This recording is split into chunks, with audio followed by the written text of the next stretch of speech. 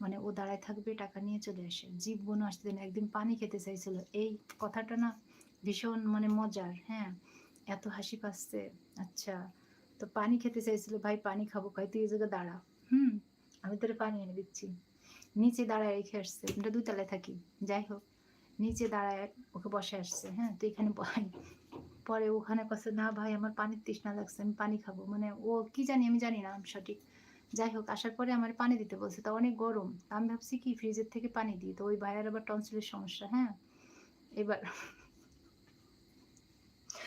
পানির ভিতরে আমি বরফ মেরে দিছি, হ্যাঁ? দিয়ে আমি বলতেছি, "ঠান্ডা পানি খেলে এবার ভাল লাগবে। তুমি ঠান্ডা পানি নিয়ে যাও।" এবার ঠান্ডা পানি নিয়ে যাওয়ার পরে সাগর ভাই বলতেছে কি, "ভাই আমি এই পানি খাবো না। এই পানি খাইলে পরে আমার টনসিল বেড়ে যাবে। আপনি এই পানি নিয়ে যান ভাই।" তো কয়, "তোর আর খাইয়ে কাজ নাই? তুই বাসায় যেয়ে একবারই